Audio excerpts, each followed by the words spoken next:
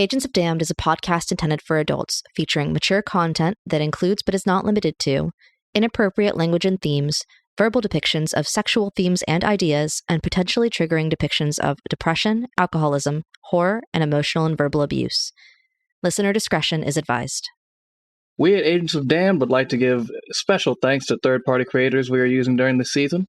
Monster stat blocks are coming courtesy of Nerds Gold's Extended Bestiary, as well as Kobold Press's Tome of Beasts 1 and 2. Magic items are coming courtesy of Mr. James Gifford, although there are a few here and there that may be courtesy of our patrons, and we'll shout those out as they come along. You can find all these people at their respective social medias, and make sure to continue to give support and thanks to those third-party creators out there. We'd also like to take a moment to give some real special thanks to our friend Eymbr for providing additional music during this episode. You can find her works on her YouTube, spelled Eymbr. Again, that's Eymbr. Some fantastic tracks, and it's a real treat. So, without any further ado, on to the show.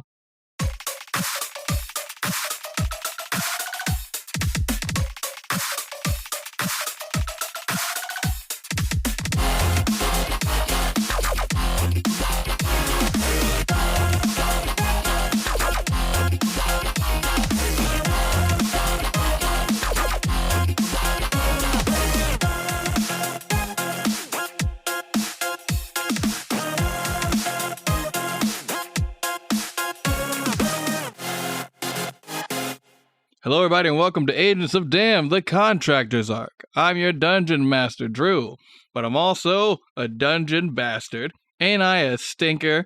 I'm such a little scamp, causing all manner of calamities and mischief and such. I'm doing pranks all the time, and I'm here with my pranking pranktriates, which is like compatriots, but for pranks. What was the word? Compranktriates. Compranktriates? Compranktriates? You don't want to do a second go on that? Compranktriates! You want to try it again? Hi, guys. I'm Compranktriat number 1, Christina, and I play Leah. I like mischief. Hey guys, I'm Chelsea. I play Tara. I'm not going to attempt to pronounce what Drew just came up with. Compranktriat? No. Jordan, go. Right. Mixing with crimson will create a new red. If you've already eaten the poison, then lick the plate. Somehow topical. Arguable, but okay. We ate the probably poisoned for sleep purposes void chicken, so. You never did tell us how that was. Oh well. It was good. Okay, cool. Yeah, good chicken. Yeah. Anyway, the Phantom Zone. Oh, Superman. Ooh, that's a good one. Ooh, that's a fun one. Maybe we'll get to meet Valzad. Maybe. Or Skulker. Speaking of being What? stuck... No, it's the Ghost Zone. You fucking fool. Speaking of being stuck You places, fucking rube. Can you just go ahead and do a recap of how we got stuck on this rock? Yeah. Oh, you guys have always been on this rock. The end. But for real, though. All right, so recap time. Last time on Agents of Damned, the Contractor's Arc, you guys had finally made your way to the Astral Sea and were immediately set upon by a huge-ass pirate ship. And inside huge-ass pirate ship were a bunch of pirates, and you talked with the pirates. And they said, maybe you can be cool, but you need to meet the captain. You met the captain, it turns out a couple of you had already met the captain, if you know what I mean. Johan had once dated the captain. You know what I mean. If you listened to last episode, you would know what he means. And if you're just jumping in now, we told you to stop that. If you're just jumping in now, you're grounded. We tried to talk to you about this, and now we have to take away your Nintendo. Well, if they're only just jumping in, they haven't heard our previous warnings. So no Shut Nintendo. the fuck up. Please You continue. shut the fuck up. Please continue. Yes, continue. I've lost my place entirely. What were we talking about? Some of us have previously met you Choya. previously All right, met so we had Choya. previously met Choya. Johan had previously dated Choya, calling her Rochelle, which to your knowledge is like her actual real last name, which is pretty big for you in the Assassin's Order.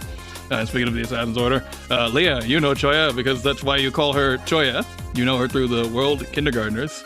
After having a little bit of dinner, meeting the crew and learning about Leah's honorary pirate status from when she was a tween. You guys fell asleep completely with your guards down, your defenses lowered. No one was suspicious about this, and then woke up after being abandoned on a astral desert rock that seems deserted, but in fact was not deserted. You met a small drow child named Arturo, who was precocious and invited you to his home. Upon entering his home, he offered you a grilled cheese and then said he had to go get his mom because he's not allowed to use the stove. Still a good bit. His mom talked to you via an intercom and confirmed that you did not have any harm for her family, and confirmed that you were not pirates using her truth orb, which is very different from the Zone of Truth because she built it and it's different. Then she revealed herself to be Tillicent Sprocket, but often called Tilly. You all recognized her because you had seen her before, just not through your own actual physical eyes. You had seen her through a memory from Bestie. And that is where we'll resume our tale. And Tilly looks to you all and goes, you guys seem kind of weirded out to see me. This is my home? I'm immediately looking at strange. Tara and trying to gauge her reaction. I think Tara's a little, kind of frozen. She doesn't really fully know what to make of this situation. It's a, that's a complicated answer. I don't love that as a response. And then from upstairs, another drow child appears. This one's a bit older. This is this is a fresh teen, freshly 13. Oh boy. Oh. And it's I am a teen now. God damn it! That overcompensating level of being a teen. Is that what he says as he comes down the stairs? No. I'm a teen now. She comes down the stairs. What all teenagers say. And she's got the classic bang of hair covering her eye, and the big hoodie, and the sweatshirt, and the headphones on. And she's why is everyone making so much noise? Who are you guys? Did Arturo bring some weirdos in? Yeah. Who are you? Hi, I'm Leah. Mm-hmm. And? Well, you're all just gonna sit here in my house and just clam up when the names. Come on. Tara kind of snaps out of the realization of the million thoughts going through her head of seeing Tilly. It's Tata Stormblade. And Postel Delray. Mirella. Nice to meet ya. Hey. Yeah, whatever. Okay, fine. Mom, are we having lunch soon or what? And Tilly goes that's not how we ask. We're gonna be a little bit more polite than that. I understand you're going through changes, but let's still be nice to old Mom, okay? That's a great thing to say in front of strangers. As soon as she says that, she's Mom! And she's she blushes as much as her drow cheeks can blush. It's Mom, stop! Yeah, it's kind of like what you do. Shut up, Post. Valid. Okay, we're all just gonna we're all gonna take a beat, and let's all have some grilled cheese and tomato soup. And she just kind of very quickly prepares everyone some grilled cheese and tomato soup. She's not just oh, I'm just gonna grill up some cheese on the stove. She's got a steampunk panini press that she makes the grilled cheeses in, and the tomato soup is done in incredibly short order. A lot of the stuff in here is looks like just regular creature comforts that are very heavily artificed up. It seems that even in aspects of her life that are just kind of mundane, she's kind of put her own little spin on it to make it a little bit more efficient, or a little bit more impressive, or a little bit quicker, or a little bit better suited to her family there. And in very short order, you've all got a little saucer of tea, a little what wouldn't be a saucer of tea, it'd be a cup of tea, but a little cup of tea, a small bowl of tomato soup, and a nice triangle shaped grilled cheese. And you're all just kind of sitting somewhat awkwardly in their living room, while Arturo is just kind of sitting on the arm of a chair, eating his grilled cheese, and he's just doing that thing where his legs are kind of kicking back and forth, num num num num num, grilled cheese for me. Grilled cheese for me. So ever since Post had made the comment that he did of, oh, Leah, this is like kind of like your family, her ear had kind of twitched at that comment, and she didn't really react to it in the moment. But the longer this keeps going on, and the more that Leah is seeing this family, you kind of watch as this look fades in and out from her eyes as she bounces between that completely dead look that she had on the ship earlier and utter desperate sadness as she's fighting, like trying to keep these feelings inside of her. So she's sitting there staring down at this tomato soup, having an emotional crisis. Hey, are you okay? You look like you're feeling emotions again. That about sums it up, yeah. She just kind of like takes the bread, she tears it apart, she slowly dips it into the tomato soup, and she like starts chewing it so she doesn't have to talk anymore. Oh, look, I'm getting better with food. Alright, conversation for later. Morella looks to Leah and goes like, what are you so like sad about? You got like a tortured past or something? Hardly appropriate conversation for someone you just met. What? Does she have like a tortured past or something? She's like immediately dials in like the teenager, like, this is so cool. Are you cool? Are you She like gets like real close. She's like, do you have a tortured past? Tell me. Whoa, personal space. What? Come on, tell me. We've only just met. And now you could tell me. No. Now we're best friends. Come on. I live out in like the astral sticks. I want the drama. I want the tea. Speaking of, do you guys live, are you the only ones that live on this rock, or is it like more people that live around here? Arturo goes like, nah, it's just us. I mean, we do like play dates and stuff, but we always have to go over to our friends' houses because we got to use portals to get where we're going. We're not supposed to talk about the portals because it's not supposed to know that we have so many portals. And Tilly is just like, her head is in her hands.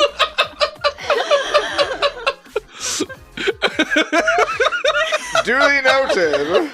Noted. You're great at keeping secrets, young man. He's like, I know I'm real good at secrets, and he picks up another piece of grilled cheese and starts munching on it. I would die for Arturo. I know. You see, he takes like a bite of the grilled cheese and he accidentally drops it, and then he picks it up and he like looks like back and forth, sees that everyone has seen it, and then slowly continues to eat the grilled cheese. 5-second rule helps your immune system. It's It doesn't fine. count. This is your own home. It's fine. Yeah, it doesn't count. It doesn't count. It fell on the ground, but like it doesn't count because I want to eat it. No, that's fair. That's fair. I have a strange feeling that this place is extremely well kept and tidy, so I think it'll be fine. I do have a small automaton that I do have handle the cleaning. Oh, that's adorable. I love that. Oh, great. What? Why are you upset about that, Leia? Why do you have a problem with my automaton? No problem. It's not your automaton specifically. It's not your automaton, no. Have you guys had dealings with Ron Tomaton? You get eerily silent. 1,000-yard stares all around. Regrettably. I Too know the many. person who made him. Give us his name. I cannot. Why? He's no longer with us. Oh. Oh. Well, I mean, it was just I just remember because like we were like he had like this whole like idea, and I was like, I don't know, that seems like that'll very quickly go outside of your control, and it did. But that's neither here nor there. So you guys got stranded over here on our little rock here. Mhm. I would appreciate it if the details that Arturo is sharing with you stayed secret about our portals and such. Mm-hmm. I can probably confidently say all of us would probably die for Arturo, so. Mm-hmm. And we've only just met him, so. Arturo looks at you guys and he's like, I don't want you guys to die, though. Oh, no. We don't either. No. Turn of phrase. It's more of a turn of the phrase. phrase. Okay, good. You guys aren't allowed to die. Yep. Well, It's against the rules. Yes. Yep, we won't break that rule. Very We against the won't rules, die, yep. Arturo. I make the rules just now. You can't die. Okay. Post looks up at this guy and says, you hear that, GM? Arturo said we can't die. It's the rules! And a booming voice from We all don't around have goes, what I I'll know." fucking kill any one of you. Hey, no cussing around the child. I'll kill Arturo. I don't give a fuck. I'll make lightning strike him right in front of you. Okay, please stand back.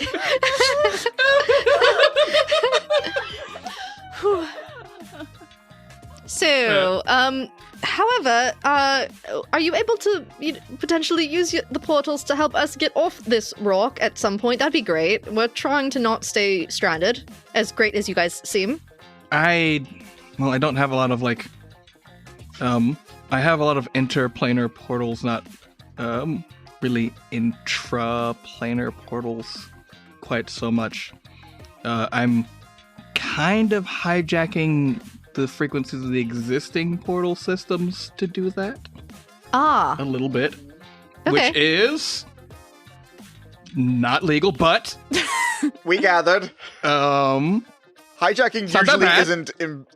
Saying you hijack something isn't usually an implication of legality. You can say it like playfully, like, I'm gonna hijack your car, but really it's just like, it's your husband's car. And you're just like, I'm Hot just taking it. disagree, but okay. I think You're that's playful I think hijacking. that's just Grand Theft Auto. No. What, hold on. You can say like hijack, like, like hi to your friend Jack. That, you know that's different. I, You know that's not the same thing. And she did originally clarify, like, to your husband's car, which is still your car, kind of. So it's kind of like, Yeah, you do a little playful. yeah, it's playful. Oh, yeah, sure. As soon as she says husband, she goes like, oh, I actually need to excuse myself downstairs. I need to actually portal my husband home. So I will, well, you guys did do the truth orb, so you're fine. So enjoy your grilled cheese, and I'll see if, I'll see what I can do to help you out. All right? Excellent. Appreciated. She excuses herself downstairs. You kind of hear like a bunch of like clanging in gears and stuff as she's like apparently like syncing up portals for her husband there. While this is happening, can I grab Tara and like pull her off to the side real quick? Go for it. Hey, so are you not going to address the thing? Because that feels kind of important, and like maybe you should bring it up. How am I supposed to bring it up, Post? Like, oh, hey, Tilly, I know you because a dead child that I now have a pact with who now controls the ocean, I saw a memory through her eyes. Do I not sound like a crazy person if I say that? Well, you could ask, like, do you know my dad? I guess. I don't know. This is all so much. No, I realize that, but I would also say, I think Bestie would appreciate it when we get back, if you had that, so mayhaps we can... Wait, hold on, thought just occurred to me. Who was the other figure that we saw? Was it also a drow? Nope. Okay. It was a wood elven man. There's a decent It chance was this a wood person elf, is a man. wood elf that's about to come back. There is still a non-zero chance that a wood elf walks upstairs. Ooh, I didn't think about that. Yeah, no, that thought just occurred to me too. If that does happen, we definitely need to address that, because I feel like, especially given what we learned from Morduk, it might be pertinent information as to, like, I don't know, how we can maybe prevent your parents from whatever punishment. Look, sometimes you have to do things that make you uncomfortable, okay? I don't like it. I just don't. Do you think I enjoy having to use the power I get from freaking Flat Top? No, but I do it when I need to. What am I even supposed to ask her? Again, just like, I think you know my parents. I think you know. I guess that makes. Just see if you can, like, weasel some information out. I'm sure Leah will pick up on it and help out. Leah, Mirella, like, tugs on your sleeve and goes like, hey, that guy who's traveling with you? Which one? The guy. The Well, guy? I didn't know she was talking about Johan standing Johan's outside. outside. No, Oh, yeah, Johan's outside. outside. I don't think they're aware of Johan. Okay. Yeah, Yeah, like, oh. she tugs on your sleeve and goes like, Oh, yeah, hey, that one, like, the one in the gold, yeah. is he flat top? Fuck off. Fuck right off. I heard about him from one of my friend's older brothers. Oh, did you? What did your friends of older brother say? He's apparently like some kind of party legend, and his head is famously incredibly flat. You should ask him yourself. Okay. And in that moment, when Leah gets a second, she's gonna, like, kind of, like, still dead eyes, take, like, this part of the sandwich that wasn't eaten, and she's gonna take that in the soup and go outside to make sure Johan gets food. Very good. Johan is He outside. has 48 hours worth of food. He's fine. And still, Leah doesn't, like, eat all of it. She goes outside because she's also trying to kind of escape the children because they make her uncomfortable, and this whole situation makes her uncomfortable. So she's trying to kind of also escape from this a little bit. Asking about your dark past. Yes, yes, exactly. So Leah goes out there and she's like, I think we might be able to get help with the situation from this family, but the wife is trying to go collect her husband. Apparently she hijacks the portals or something, but it's more of a interdimensional thing than a inter-astral sea thing, she said, from how I guess I understood it. Anyway, here's a grilled cheese. Hey, what? Have you never had a grilled cheese before? Yes. Yeah, I have not had a grilled cheese. That's okay. That was ordering a nutrient cube. That's okay. Here, try it. It's fine. I had some of it. It's not poisoned. Some of it's not poisoned. I said no. I had some of it. It's not poisoned. Okay. Oh, right. You did say that pretty quickly. He takes a bite of the grilled cheese and just goes like, I like this. Yeah, right. Why have you gone outside instead of inside there? Oh, the children are asking questions that make me uncomfortable, so I decided to leave. Ah, yes, that is a prerogative. Yep. Well, I appreciate this, and I'm glad that this might work out. I did have one possible plan for us getting out of here and back underway, but I would prefer not to use it as it's not mine to use. I feel like I need to ask more questions, but at the same time, I also don't know if I want to know the answer to that. It will come to it if it comes to it. Got it. Okay. But I will remain out here. I'm not comfortable in a family environment. Yeah, neither am I, but I'm inside anyway, so... Anyway. I'll leave you out here. If you come inside, you might have to do a truth orb thing, but... A truth orb? Yeah. I guess she made like a... Whatever that spell is, the Zone of Truth thing. As but an it's orb? an orb. Yeah. That might be worth investigating later. Anyway, bye. See you soon. Going back inside. I will stay out here. Okay, yeah. And Leia, you recuse yourself back inside, and as soon as you're inside, Mirella was like, tell me about your tortured past. Listen, we just met. But you give off a very dark and brooding energy, and that is like my whole steez. Is it really? What's the most dark and brooding thing that you've done? Like...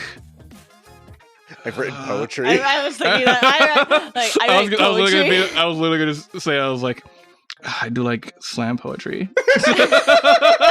Oh, really? You should show me. No, I don't want to now. Oh, okay. Are they written blood? I have like black eyeliner. She doesn't write it in a normal pen. She uses her eyeliner. That's pretty cool. It's pretty dark and brooding. I have like a lot of skulls and ravens in my room. Oh, okay. That my parents got for me because I asked for them. Uh-huh. Relatable. Mm-hmm. She's crumbling under the weight of like being a teen that has like an interest in the macabre and like an actual person with like actual baggage. I think that Leah's not even trying to like be like mean or anything about it. She is just genuinely trying to ask this kid questions to keep the kid talking instead of asking her questions. But your aura also. Yeah. Your aura is intimidating her. And I'll say roll insight with advantage. Okay. We're gonna say intimidation. Intimidation. No, insight. She's already intimidated. She didn't have to roll for that intimidation. Okay, 16. You're kind of like noticing like the parallels of like you as a tween to Choya. Like right now, like the whole like, oh, so cool. I would be like her. Like your family is a portal into you. Yep, and that's why Leah's so uncomfortable. She's like, this could have been my past. Like, if things had been different. You would have still been a little edgelord, but you would have been well adjusted. Right. Oh my goodness. So what do you want to do when you grow up? I don't know, maybe like some kind of like cool like secret agent or something. I don't know, maybe like Batman. Like Batman? Like I could like, there's this guy Man of Bats. Fuck off. Who I think is pretty cool, like what his whole steez is. I don't know, what do you do? Oh, we work for jobbers. Huh. It's not that cool. I guess that's kind of cool. No, it's not.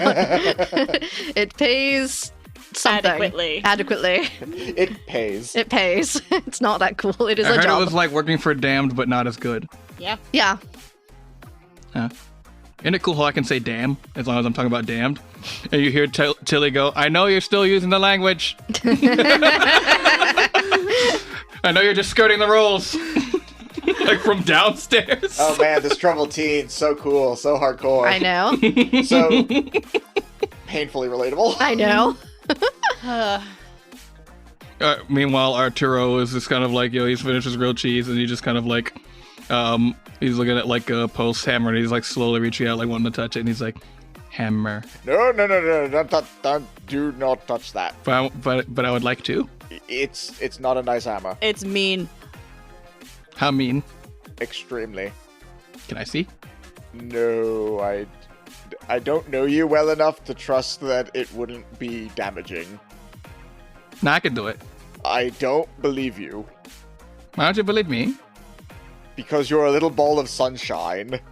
Yeah, I can do it. And the hammer would do bad things to that, and I don't want that to happen to you. He holds up grabby heads. Hey kids, do you want to learn how to throw a dagger? Yeah! Arturo is like 1,000% distracted. No roll necessary. And like, Maribel is just like, I mean, I guess that could be cool. Like, it is clearly trying to hide how excited she is about the idea of learning how to throw a dagger. Post is so conflicted over like, oh, thank God, I don't have to worry about the hammer. Oh no, Leah's gonna teach them a dangerous thing. Lesser of two And evils. then Leah like looks at you, and she does kind of like wink a little bit because like her daggers are blunt as shit. Oh right, she said daggers, not shovels. They'll be fine. Hey, what are those shovels you have on you? I garden as a hobby. Oh. I guess that's sort of interesting. Yeah, there's lots of cool plants out there. Anyway, this dagger. So you want to throw it exactly like this. Hold your body, and like when you throw it, you're going to kind of twist a little bit. And she like kind of like repositions the kids so that they can kind of throw it at like a makeshift target or whatever we set up. And that way they're not doing property damage. It's like, oh, I've already got a target ready. And she like, Maribel like pulls up like a target that she's made like for herself that like has clearly not been hit very much. She's like still like not great at it. And she's like, this is Dark Edge, the deadliest villain in all of the lands. Kiss my ass. Oh, tell me more. Absolutely kiss my ass. Tell me more. The one person who actually gets Dennis Edge. Dennis's actual name right. He's the baddest dude all around, and I'm going to defeat him one day. Will you really? Good luck with that. Who the fuck said that? Silly language.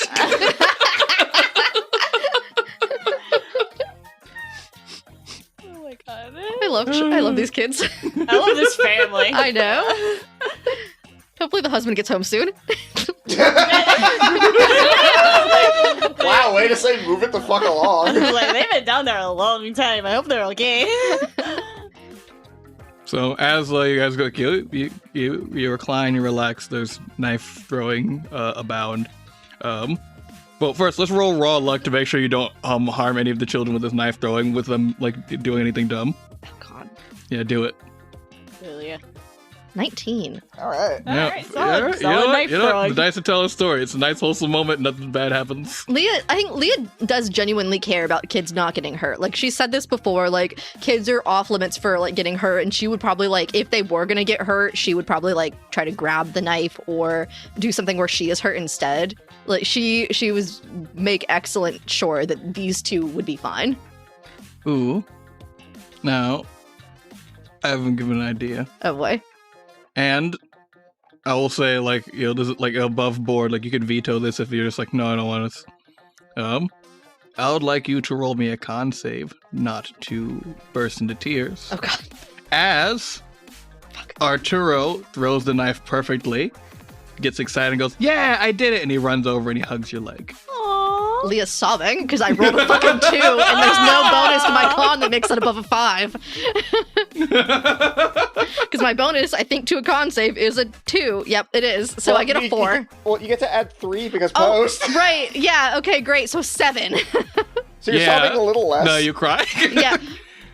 You describe it to me. Is this one of those like you break down crying, or is it one of those like your face is completely straight and there are tears falling out of your eyes? No, yeah, it's complete straight face, dissociating, but tears are falling down so hard, and she just kind of pats his head gently, and she's like, that was so good. Good job. Are you okay? Uh-huh. Oh, we're gonna have another campfire session soon, I can tell. This one's gonna be intense. Oh, poor Leah. Totally fine. Good job throwing the knife. I think we're done with the practicing. I think I hear your mother and father coming back upstairs. And to your credit, you do hear footsteps coming like upstairs. You guys re-enter the home and from the basement. A familiar figure is seen. Not Tilly, but a man in a wide brim hat. A skull mask. No fucking way. Whoa, wait. Oh, wait, no, remember, he is the same person. He is the same person, remember? We remember that from the thing. I forgot about that! How did we forget about that? How in absolute... No one can hear how hard I'm flipping them off. How in absolute fucking sake did we forget about that? It's been a minute. It has been a minute. Oh my god. El Silbon looks to you all and goes, "You are absolutely fucking kidding me." Oh, hammer's in hand now. His hand is like right where his waist be at until he goes, hey, no. And she looks at you, Post, and goes like, you put that down. Yeah, Post, put it down. On the ground. I fed you grilled cheese. I think Arturo is still wrapped around Leah's leg at this point, and she's still kind of patting his head, and she stops, she looks at Post, she's like, Post, knock it off. We're in that home. And he puts it down. Arturo looks at you like a little bit like different. Why are you doing that? No reason. Sometimes adults have run-ins with each other, and they have complicated relationships. That's all. Nothing that you need to worry about. El Silbon speaks and says, Mirella, I need you to take your little brother upstairs for a bit. We have to have a conversation. And hold on, come here real quick. He's like, what, Dad? It's fine. I'll take him upstairs. Like, no, give me these. And he pulls out like a little like little like her little like headphones away. He was like, not what? No, I need those for music. He's like, I know you use those to eavesdrop. She goes, no, come on. He's like, no eavesdropping. Go on. Afuera, go. Sends them upstairs. And like they're sent upstairs. I think Arturo's like gaze does like linger on Post like for a little bit like longer with like unsureness, but like continues upstairs. A fair reaction. Yeah. El Silbon like takes off his hat. He takes off his skull mask and places it on the table. You see deep scarring around both of his eyes, and they're both like blank white. And you see him, he kind of feels his way around to the couch and then sits down. Tilly has like, without like, almost like clockwork, like they know like this is like the way of going about things. Like she's gone off to over in like the kitchen. They were just like resting on a counter, like grabs like a pair of like essentially like goggles, glasses type things, and like hands them over to him, and he puts those on and activates them, and then is now no longer feeling around. You guys get the feeling that like without the mask, he is blind, and without those goggles, he is blind. But now he looks significantly less El Silbon-esque. Even the goggles kind of like they help his sight become restored, but they also magnify his eyes a little bit, so he does look a little bit like bug-eyed, slightly silly. I think the Trailer Park Boys guy, I can't remember his name. And he looks around to all of you and goes like, okay, why are you in my home? My family is kept here for safety and secret, so I can't imagine you figured out how to get here on your own. We're probably all standing, right? Still? Yeah, you guys can all be standing. He has sat down. I think we all like jumped up as soon as we there's saw no him. world where I'm sitting. Well, Leah kind of looks at the other two, and then she looks kind of like at the sofas. And at this point, Leah is sort of a little bit more comfortable with the situation, because this kind of thing isn't that far-fetched for her working in the assassins organization that she does. So it's kind of like this is all cards are on the table kind of situation here, where it's like, yeah, we've had run-ins with each other in the past, but at this point in time, it's like we all know what's going on. So Leah's almost the most comfortable in this house at this moment that you've seen her so far. And she looks at both of you, and let's sit down and have a conversation. There's obviously a lot we have to talk about. I'll stand, thank you. It's not that deep, host. Tara, like, grits her teeth and, like, Tart is at her feet, like, hissing at El Savon, but she follows Leah's lead and takes a seat, but still very much on edge. Tilly puts, like, a hand on your shoulder and says, please sit down. And she roll persuasion. All right. That's a 15. I think Post, looking about as irate as he has in a good long while, will very reluctantly and very tensely sit down, does not take his eyes off of him at all for any reason. As you sit down, he goes like, oh, I forgot you probably want this. And he like takes this like this large device that like you do not know what this device does, but he kind of like puts in your lap. He's like, you'll probably want to return that to the what is his face, the unmatched Ulrich guy, like the car guy from the Feywild. Oh, the one that you stole? Yeah. I got stuck in the past for a little bit. I gonna take the long way home, but yeah, can you bring that back to him? If we see him again. I figure you'll probably see him before I do. One can only hope. Anyway, yeah, we got stranded on this rock. Wasn't intentional by any means. I heard this story from Tilly. And you guys did do the truth orb, so I'll take that at its face value. Is there a... What do you need? Well, one, to get off the rock, which we've kind of come to that conclusion already, but... I mean, I can get you off the rock. It sounds like you need to get off the rock, but further into the astral sea, which is yeah, preferably. Not something I have equipment for. I got time shit, which doesn't really like work for this situation. I got like shit that'll take you to other planes, but that will not get you where you need to be. Also, why you keep looking at my wife like you know her?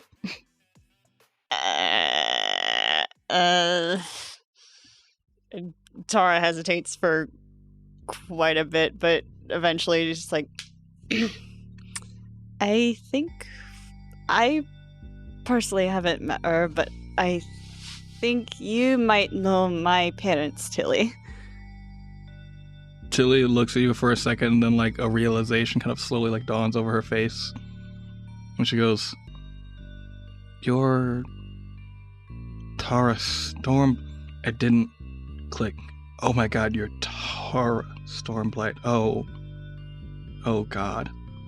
And El Silbone goes like, "Your name is Tara Stormblight." Yes. That's actually kind of fucked up. Or I guess fucked up depending on how you look at it. Guess maybe they thought they were honoring her memory or something. It's complicated from what I can understand. I would have been there that day, but I couldn't. Neither Tilly nor I had the means to get there quickly enough. Your parents were the only ones who could, fucking fly. So. Yeah. I'm sorry. Me too. So you both knew them then? See, we both knew them. And we knew Tara. No Tara. Tilly pipes up and goes, when we found out what happened, I wasn't in a good place. And I know when people are gone, you are meant to accept that. But I didn't. What do you mean by that? Have you had dealings with the original Tara? I would assume that something had to have happened to make it so you knew about us. And that's the only other person alive that knew of us as a team. Yes. She came to me one night in a dream, and she's been with me ever since, and she's been helping me. Helping you how? She has allowed me to use magic in a way I never could before. She pulls out like a very like steampunk like mechanical spyglass. Just like looks at you like up and over. She's like, a warlock patron. More or less, yeah. That's fascinating. Her abilities are definitely developing. What do you mean abilities are developing? What exactly did you do? What is she now? I knew that contact with gods was difficult. So we made a bit of a pilgrimage to another plane to speak with Eymbr. And I asked for her to be brought back. And she obliged, but Tara was a bit out of sorts and she wasn't happy. She wasn't happy with Eymbr either about what had happened to her and what had happened to her entire village. And I had designed something for her just in case. I was worried about how a god would react to us after. I was worried how a god would react to me, especially as I helped design the arcane sieve. So I built something that I should have tested it better. It only should be capable of stunning or momentarily incapacitating a god, using the same technology that helped create the arcane sieve. It did not work that way. One of the corpses that floats here about the astral plane is the destroyed corpse of Eymbr. Tara used the weapon on her in a moment of great emotion. But my theory is that slowly she is, as the children of Eymbr, it's a more literal term than it sounds. I believe she's slowly inheriting Eymbr power over the ocean, but more. More? Eymbr isn't of our plane. She can just exert her will on it. Gods traditionally aren't of the plane that they exert their will over. They typically tend to exist in a plane outside of it, but Tara is of the prime material plane and can exert a god's will on it, which is not often the case. And we don't know what that means. And I don't think Tara fully knows what that means. She has seemed unaware of just exactly what she can do. I'm sorry. I promised that I would help, and I couldn't. I'm so sorry. Do my parents know that you did this? It's why we don't speak. Tara just is silent and is just processing all of this now. Just Tara is more or less becoming a god of the sea in this plane. That is the best I can understand the situation. It's very new what is happening to Tara. It's very uncharted waters, please pardon the pun. It's fine. Have any of our run-ins with... She's kind of looking at Elsabon right now. With you so far, related to any of this? What do you mean? Just out of curiosity, does any of it tie into any of this? Or is it unrelated entirely? I am not at liberty to discuss my work. We've been fairly forward with you. Feels a little unfair that you're withholding. Open your mouth. Give me one damn good reason. He opens his mouth and he has a tongue tie. Can you say where you got it? No. Figures. And you, Golden Boy, what is your problem with me, huh? You cannot be serious. No, I sincerely don't understand why you have such this hate boner for me. Let's go ahead and do a quick run through then, shall we? I'll even be generous on this one and discount the fact that you shot me in the fucking leg. That was one time, dude. How many times do you need to be shot in the leg before you hold a grudge? And as I've far been shot in the leg a couple times. I'm Well, just saying. good. You And gotta learn to let it go. But like Tilly shot me in the leg one time. I mean, that was an accident. But you shot me in the leg and it's fine. you didn't do it on accident. I think the bigger issue is that we're aware that you work for Seance El Simon, and they're not exactly heroes, as far as we can tell. My problem is all the blood I know you've spilled. Innocent blood. Tilly looks to El Silbon and says, I have done everything in my power to not spill any blood in recent memory. Tilly, you know of my past. Looks like you haven't been trying very hard. Alright, tell me, who have I killed then? Let's see, there was the residents of Talguomo when we first ran into you. Which people in Talguomo I kill, eh? I killed nobody in Talguomo. Did your compatriot walk out of that with no blood on their hands? Oh, Molly? No, Molly fucking demolished that place, but I didn't kill nobody.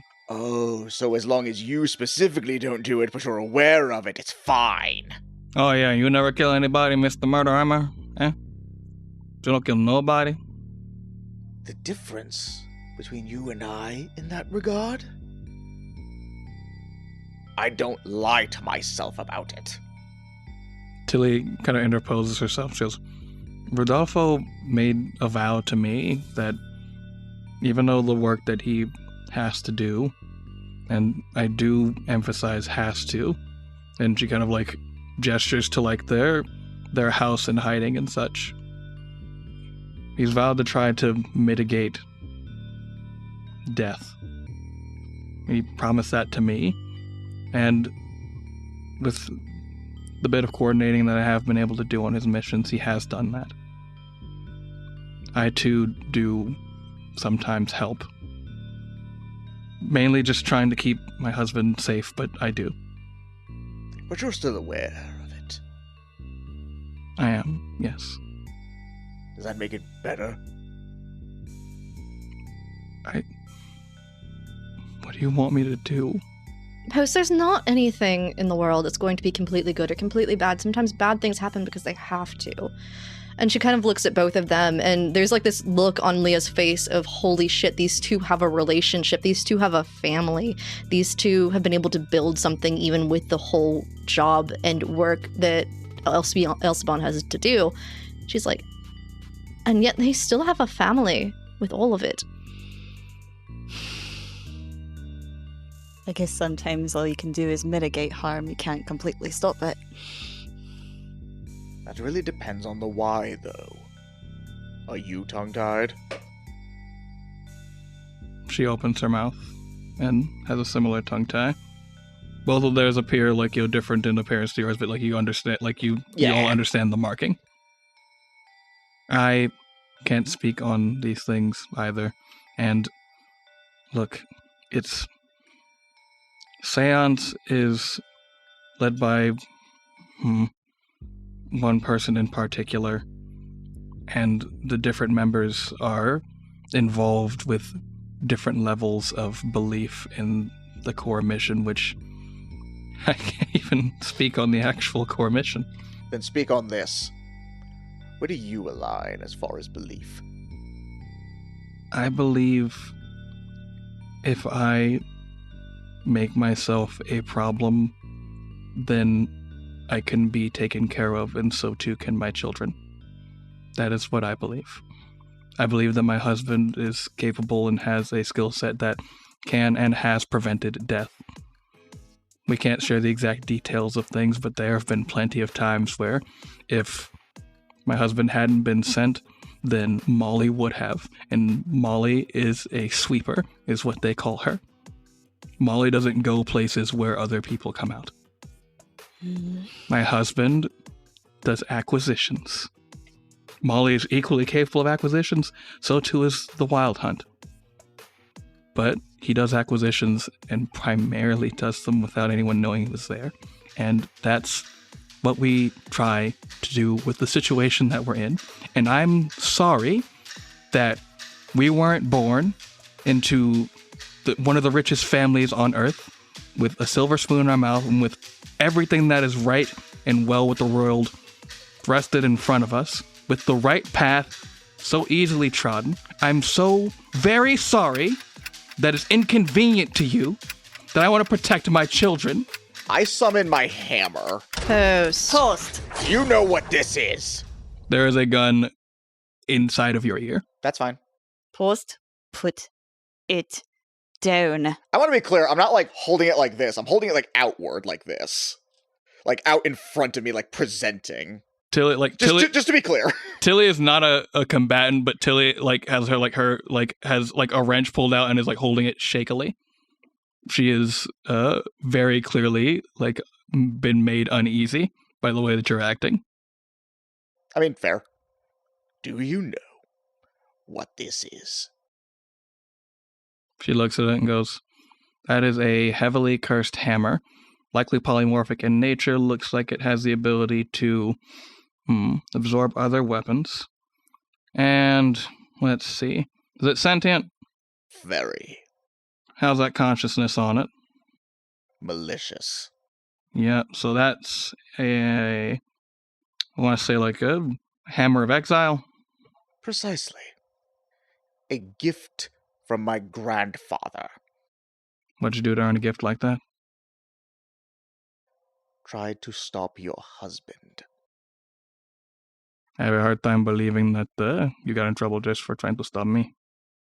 There were further details involved, however, my point being, you speak as if I have had an exceptionally easy life, and sure, my start may have been, but I assure you I have also had my strifes. But I am not the kind of person who would immediately brush aside the villainies that I see. I don't strike down innocence. And just because you're aware that others do it and you yourself don't, doesn't give you any sort of moral high ground over me." And I put my hammer back down. We're done speaking here. Get out of my house. Walk out. For what it's worth, I understand. For what it's worth, if I see you or any of your friends here at this building again, and he looks to Tilly, and Tilly nods, I will kill every last one of you. Given what he said, I understand. Oh boy, you guys. Are you excited to try this new TTRPG thing everyone's talking about? Wow, I sure am, but I heard it needs dice, and I don't know if I have any. What about you guys? No, I haven't had any dice either. How are we gonna game in a tabletop format without any dice? Pooh! Fuck yeah! I heard you kids need some dice! Holy fucking shit, it's Derek Diceman! Watch your mouth, kid, and that's right! I'm Derek Diceman! I got you all these amazing dice from my friends over at Adventure Dice! Adventure Dice, the Canadian-based dice company? Hey, I'm the one sponsoring them! Shut up! Okay. At adventuredice.ca, you can find all kinds of dice. Metal ones, wooden ones, some as big as your head. Okay, not that last one, but there's tons of stuff that you can get there. And if you use the special promo code AGENTS at checkout, you can get an extra 10% off all dice there, with the exception of the charity dice. Wait, hold on. Can we get, other, accessories, like dice towers and other cool stuff like a deck of many things? You can! Kid, I told to be quiet. Why won't you love me, father? All right, now that you guys got your dice, let's roll for initiative! Yeah! Natural 20!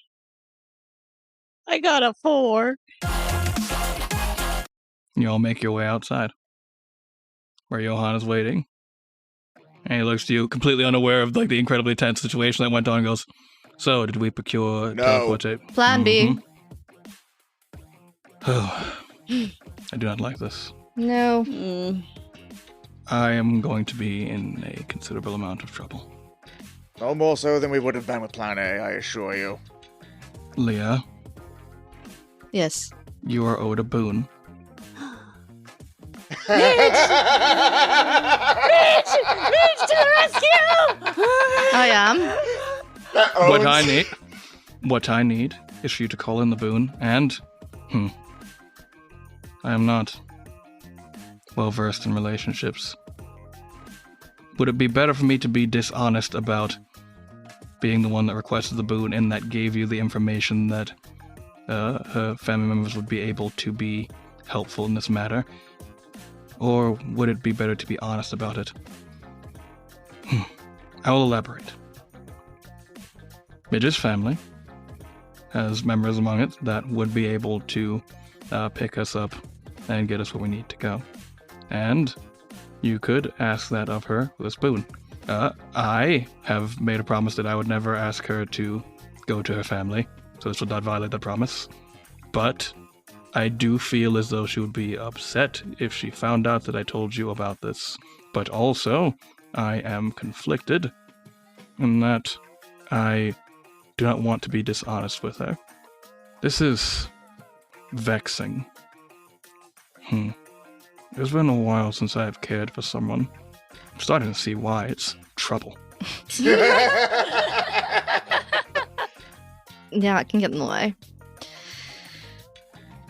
My gut is to say, to be dishonest, and she kind of looks at Post and mostly Tara here. She's like, however, considering that's my gut response, somehow I feel like it's the wrong one. I feel like as angry as she would be in the moment, I think she'd be angrier if she found out later about it, Johan. This is correct. However, it is still your boon. You must make the call, Leah. Okay. We can put it on speaker if you would like me to also speak. Okay. Leah's like, we should probably walk away from this house very quickly, though. You all still back there? As you guys start to make your way away from the house, before you fully leave, you hear running go, wait! Oh, no. Oh, no.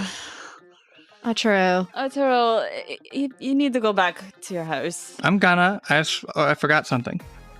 What'd you forget? He runs over to Leah and goes you helped me learn how to throw knives and I wanted to say thank you. And he pulls out this little toy Tin Man type action figure thing. It's very clear that his mother makes some little mechanical toy action figure guys. He was this is Puncho. He's one of my favorites. He's pretty cool. He's good at punching. Watch. And he does a little wind up key in his back and then just does a repetitive punching forward motion. Oh, That's a pretty cool toy. that's so cool. I want you to have it. Oh.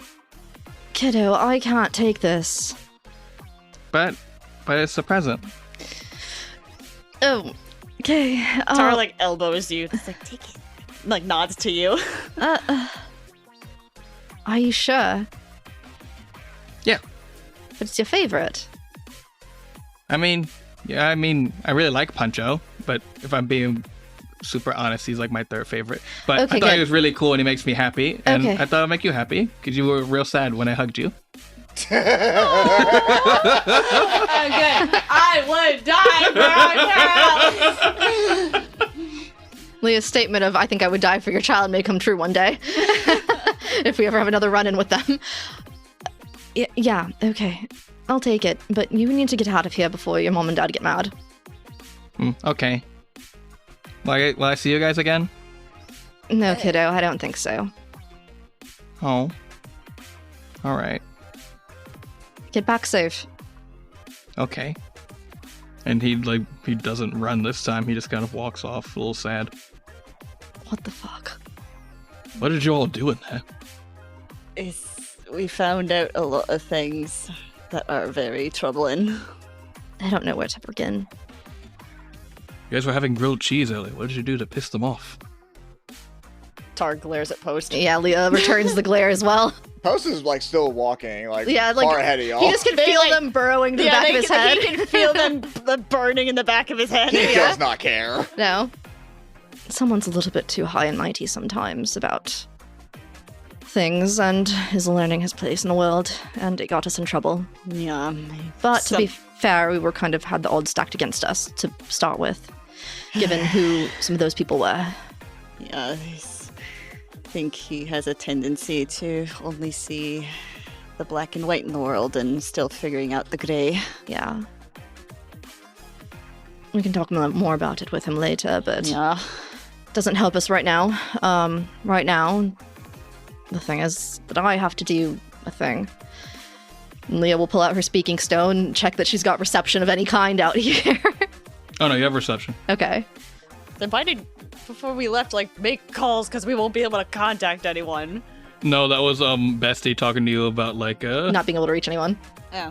yeah, and more you like don't have reception. Yeah, you I don't don't have reception, right? I know, I was saying, like, you guys, like, made calls with people that, like, you might be, like, in dead zones and stuff. Like, you have reception, like, right now. Yeah. Like, Okay. there's not zero reception in the astral plane. It's just that the astral plane has, like, a fair amount of, like, dead spots and drop spots. And Oh. It was also kind of a, if you die. also Yeah, that. That's true.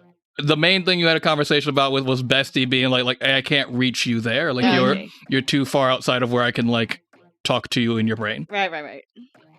Leah pulls out the speaking stone and she navigates to go to Midge's contact, and her brows are furrowed as she's like hovering over pressing the call button, and she just kind of looks at both of them and nods slightly and hits the dial. It rings exactly 2 times, and then she picks up the phone you hear. Midge. Hi, Midge. I'm calling in that boon, but you're not going to like how I found out some of the information. Continue your speech. She looks at Johan. Hello? Midge? Johan? Oh, yeah, you're on speaker, by the way. In case it wasn't obvious. I understand the concept of speaker. I was put in a rather precarious position. Yes. And I had to reveal some information. To be fair, we're stranded on a rock Yeah, this is You're kind of stranded on a dire rock? in the Yeah. astral sea. Yeah. Are you safe? Debatable. These are acceptable parameters. Johan looks taken aback. Goes like, you would give up secrets that you would threaten others with death for the sake of my safety.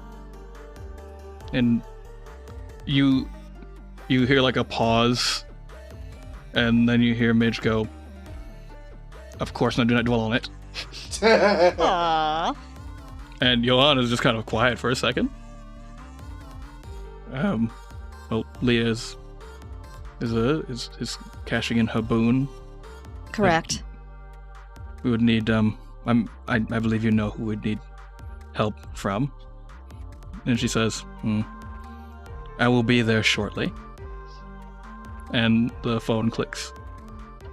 And it's maybe like a minute or so before, cresting over a large hill, this massive sprawling train with solar sails and jet propulsion kind of all around it crests over that hill, and it flies around. It's doing these weird kind of like loops and such. It's almost more of like a roller coaster, except there's no real like track. It's just kind of going around.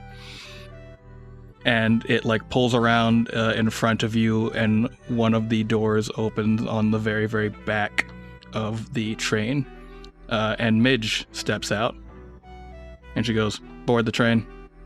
Okay. Fast and efficient. You called it. Yep, we on. And all of you board the train. It closes, and Midge goes, okay. And then another Midge, ? Shows up. It's pretty much like the knee-jerk reaction of seeing this person, but like as you look at them a little bit closer, they're nearly identical to Midge, but it's like if Midge like did not work out anywhere near as hard, And also if Midge was just like, instead of not really using makeup, if Midge like very carefully like had like contouring going on, all that kind of stuff there. Her clothes are much more fine, like it's much more high fashion. And she goes, "Good to meet you all. I'm Maz. I'm sure Midge has told you plenty about me." Not particularly. "I do not share my family details. I'm Maz. I'm Midge's twin sister. The more successful twin, isn't that right?" And Midge grunts with the rage you can only have from being ribbed by your sibling. Familiar. "Well, I'm Maz, and I'd like to welcome you to my humble abode, well, not my train, of course, but is where I stay. It's the ever-changing and ever-wonderful Disorient Express.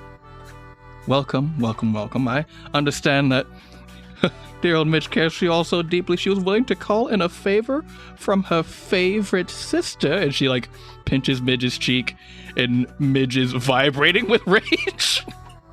And you are aboard the Disorient Express. Everyone roll history to know about the Disorient Express.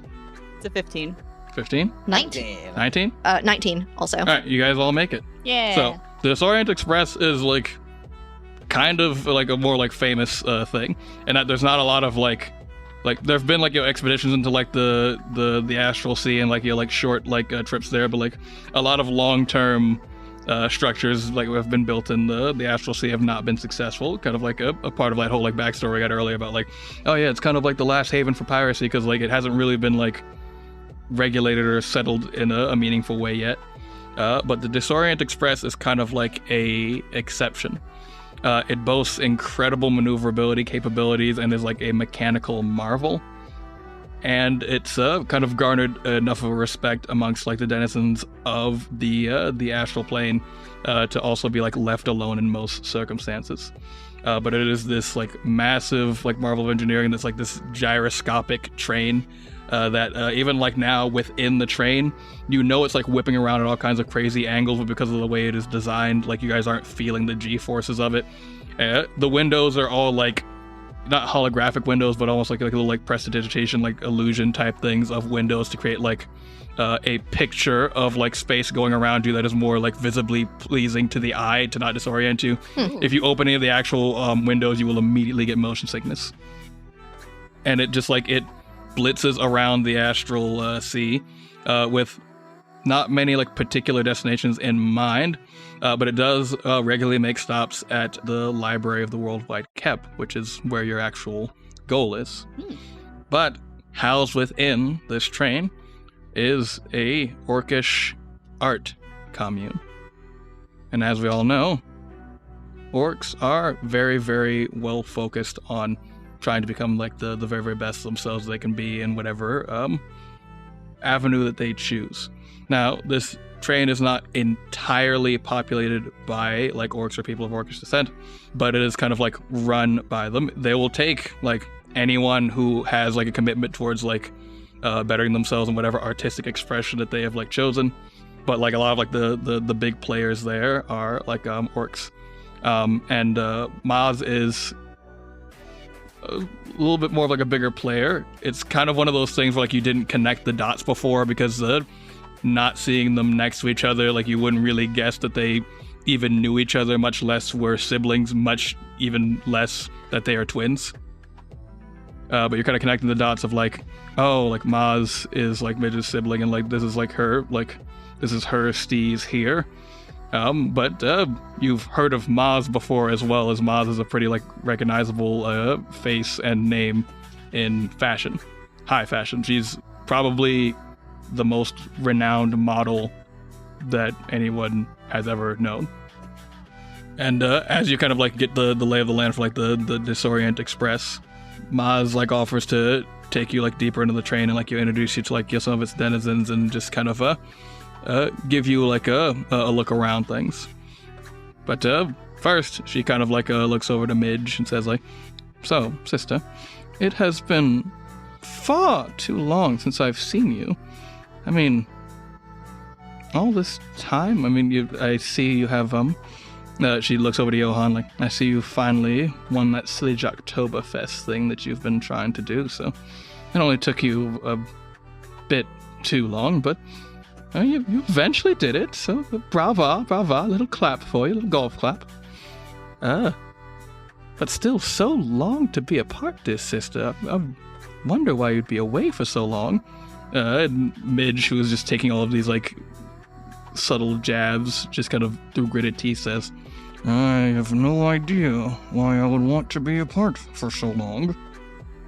And Maz is kind of like walking along and just like pointing things out and just like giving like the grand tour and like talking about like the decoration of the train and the different like communes that work there. Like they're like, there are acting troops. There's like there's interpretive dance groups. There's painters. There's sculptors. There's each car / like couple of cars is kind of like devoted to like a particular thing that's going on. And she's like, he's bringing you through the cars until she gets to like her particular car, the fashion car. And she goes like, oh, and now I must introduce you to my darling husband. You probably know of him. The Rizzard. And we'll roll another history for the Rizzard. The Rizzard. The Rizzard. Know him. Come on, roll high. That's roll a high. 5. Fuck. 14. Also 14. 14? Crazy. You know what? Fuck you, the DC is 5. Fuck you, the DC is 5 now. Y'all know the fucking Rizzard? Why did you even bother? I don't know. If you want us to know him, then you should Listen, have if I thought everything through, then I wouldn't be me. Although that's it would be fair. kind of funny if we didn't know him and he's supposed to be this big stand-up person. We're all just like, no. Yeah, the Rizzard is like if someone's like, oh, this is my husband, Calvin Klein. Have you heard of him? No. Like, Rizzard is like the name in fashion. He is a wizard who specializes in Riz. Wow, really? Was that what it was? I don't think I could have put that together without that roll. Thank you. Shut Yeah. the fuck up. No, do we actually know who he is or no? You guys all actually know Okay. who the Rizzard is. Like Yeah.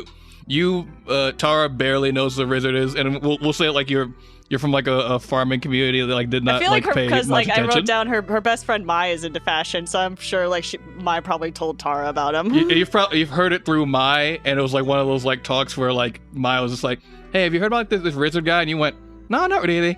And she like talked about it for a little while. You're like, wow, that's interesting. Can we talk about what I want to talk about? Tara's a supportive friend. like, Oh, that's great. Anyway, how about that weather? no. Can we talk about Drakes now? It's like, oh, that's nice, May. I have no idea what you're talking about, but you seem happy with it. No, I think I know what happened. What? So Mai like talked about like the Rizzard, and like she probably would have given you like the full skivvy, would have like fully known who the Rizzard was. But in the middle of that, Kai walked, Yeah, that's what it is. and he was like, "Hey, have you guys seen how many sit-ups I can do?" And he's like, he started doing sit-ups. And He's just like, walking 1, 2, 3, 4, 5, and you're just like, Just walking like, hey, have you guys seen my shirt? Hey, Maya's not. His mom finished the laundry yet. I'm out of clean shirts. yes, that one. Oh, hey, Tara. So anyway, yeah. Yes, anyway. This is my husband, the Rizzard. This is the Rizzard. No. I was like, Oh, well, hello. It is absolutely wonderful to meet you all. I have heard so much about you, Midge. All of it good, of course. But I haven't heard of our friends here. But welcome to the Disorient Express.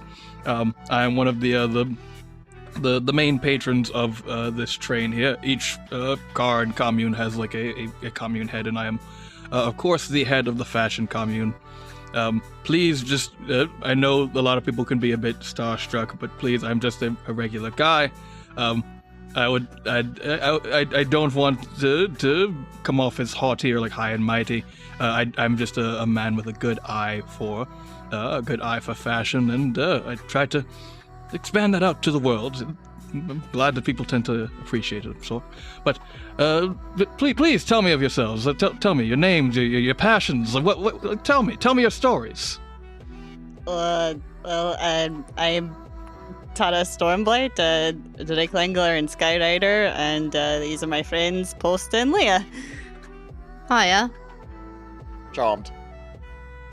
No. You're not gonna tell them? no details I shared of- something, you share something. Fine, I'm the exiled heir to the Delvery name. You have to have other passions in that You have post. to have something else That's that not you your like, Post. passion, young man. Someone cannot walk into my car with such a fabulous mustache and not have a passion for mustache care, no? Oh, his passion's Yoo-hoo. That's probably First it. of all, who get it right. Oh, yeah, sorry. His passion's Hoo-woo, but that's probably Yeah, it at this Ooh, point. I never touch the stuff unless it's premium gold. Yeah, That's the Premium one. Golden is his favorite. Oh, then you may have something to talk about with me, my friend. Haha! And he pulls out from like a coat pocket a premium gold hoo-woo. And he pulls out like two like martini glasses, and he pours you both a glass of premium gold hoo-woo. Thank you.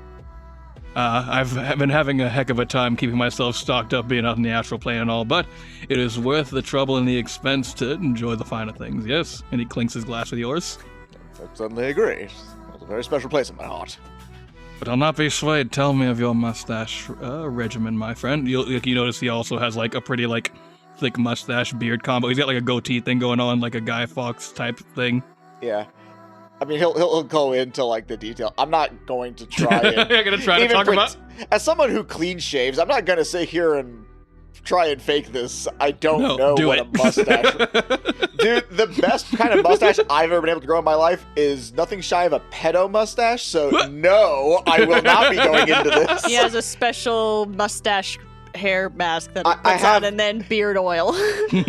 Yeah, no, the best I can do is He a blow wannabe dries it. goatee without like the connecting bridge, so it just looks bad. Valid. Which is why I clean shave, amongst other reasons, but you know. Yeah, Post just shares So- his 17-step mustache routine. Yeah, no, he does it, but it is kind of like deadpan. Like he's basically faking the enthusiasm. He's still very much in his own head right now. Yeah, so you guys have like a short like mustache-based conversation, and like Leah catches his eye and he goes like, "Oh, of course, and you must tell me your story, my friend." Damn it, I was hoping he would just get distracted by Post's mustache. I'm not Post so is- easily distractible. Post is not engaging as much as he would be normally. Yeah. And Leah kind of thinks for a second. She's like, do I want to answer this seriously or kind of like with a joke, but also seriously at first? She's like, no, I'm going to keep it kind of straight. She's like, yeah, I'm into gardening. Gardening. Oh, I absolutely love gardening. The one thing I miss the most is gardening.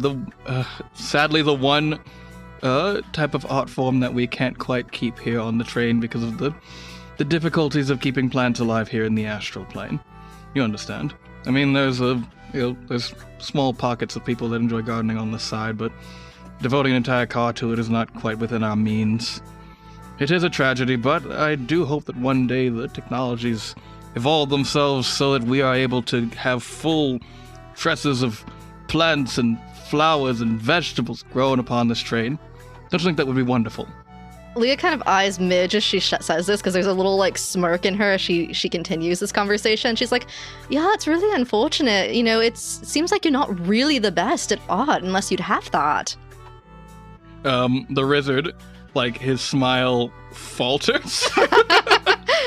He goes, Leah, please do not make him hate us like Post did it the other day. You can tell there's a little bit of shit. not get kicked out of 2 places. There's like legit, Leah's doing this for Midge's benefit because of her sister, because of the way that orcish culture is about like you have to be the best at your thing. So she's definitely doing this as like a jab, like a she's being friendly for her friend kind of thing. But you know, that's the way she's coming across as, or at least intending to. roll Riz against the wizard. Roll charisma against the wizard. Yes. A riz off, if you will. Or Riz Yeah, off. a Riz off. Ooh, just straight charisma. Yep. Okay, that is a 22. A 22? Yeah. Damn. I roll a 19 on the die plus 3. His smile falters, and he goes, I suppose indeed. But that is half of the battle. Rigorous self-improvement. And that just means I have a clear goal. But I do like your spirit. What was your name? Leah. Leah, I like you. Oh, good. If ever you have an interest in high fashion, you've got a job with me. I like your moxie, your spunk. Oh, thanks. I appreciate it. Definitely have a lot of that. Oh, and I've not met you, my friend. I am Johann Stampet. I am Midge is... He looks to her, like, questioningly. He's like, boyfriend? And she nods. He's like, yes, I'm Midge's boyfriend. He's like, seemed like that label is very new, but all right. Well, it is a pleasure to meet you, and I'll say a tentative welcome to the family. And they do like a very like stiff handshake. Like, so, what do you do for work, Johan? I am the head of our branch of jobbers. I do mission coordination, and am also a very... he looks to Midge again, she also gives him a nod, he's like, I am also a very talented combatant. He goes, oh, well, I know that Midge appreciates that, but it is quite nice to meet you.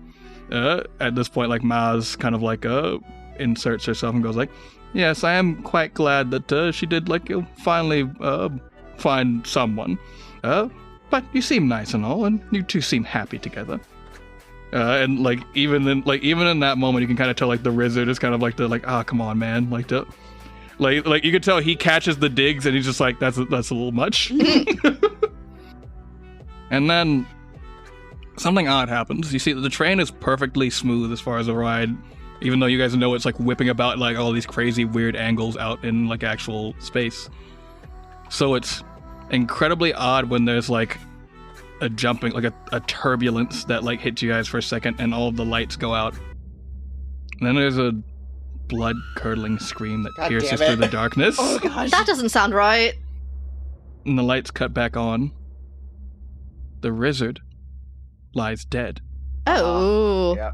There's been a murder on the Disorient Express. Yup. And that is where we'll end our tale for now. I thought certainly there's no way he would make something that obvious. But no, fucking course he did. Oh, fucking course he did. God damn it. Oh, this is gonna be fun.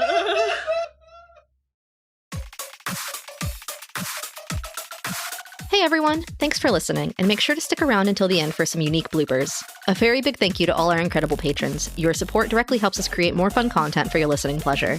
If you'd like to become a patron to support the show, check us out on patreon.com/agentsofdamned to gain access to things like our patron Discord channel, our peek behind the screen episodes where we decompress after each session, our special bonus episodes where we might reveal more plot about our NPCs or just play other fun TTRPGs, and our patron shoutouts each episode. Speaking of, thank you to Eymbr for being a veteran operative. If you'd like to hang out with the cast, join our Discord linked in our social medias, or follow us across the internet, Drew can be found at Liger000, I can be found at Greekachu, Jordan/Hoshi at Pokachap, and Chelsea at Little Black Feather. The show handle is at agentsofdamned, at agentsofd, or at AOD, depending on the site. But honestly, with the state of social media, if you'd like to interact with us, the best way is through our Discord. Anyway, until next time, bye!